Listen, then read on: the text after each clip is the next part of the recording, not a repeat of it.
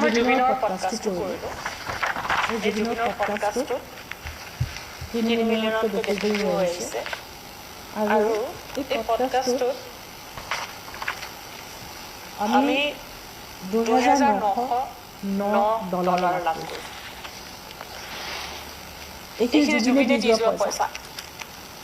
এই পইচাখিনি আমি দেখিছোঁ জুবিনে জীৱন বোধ কৰোঁ সকলোতকৈ আগত থাকিব নতুনসকলক উৎসাহ দিয়াত আৰু সমৰ্থন দিয়াৰ ক্ষেত্ৰত। জুবিনে কৈছিল যে মুম্বাইৰ ঘৰটো সকলোৰে কাৰণে মুকলি আছিল, তেওঁ সকলোৱে উৎসাহ দিছিল।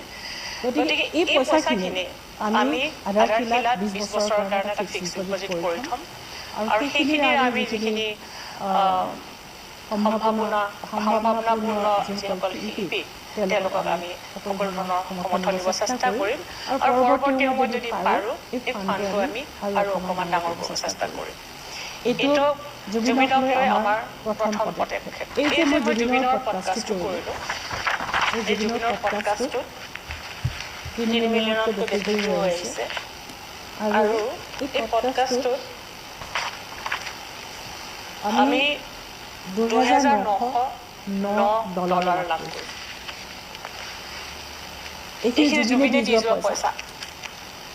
এই পইচাখিনি আমি দেখিছোঁ জুবিনে জীৱন বোধ কৰোঁ সকলোতকৈ আগত থাকিব নতুনসকলক উৎসাহ দিয়াত আৰু সমৰ্থন দিয়াৰ ক্ষেত্ৰত।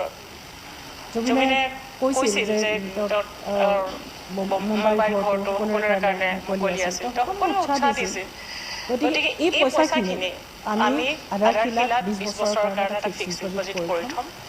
আৰু সেইখিনিৰে আমি যিখিনি সম্ভাৱনাপূৰ্ণ যিসকল শিল্পী তেওঁলোকক আমি সকলো ধৰণৰ সমৰ্থন দিব চেষ্টা কৰিম। আৰু পৰৱৰ্তী সময়ত যদি পাৰোঁ এই ফাণ্ডটো আমি আৰু অকণমান ডাঙৰ কৰিব চেষ্টা কৰিম।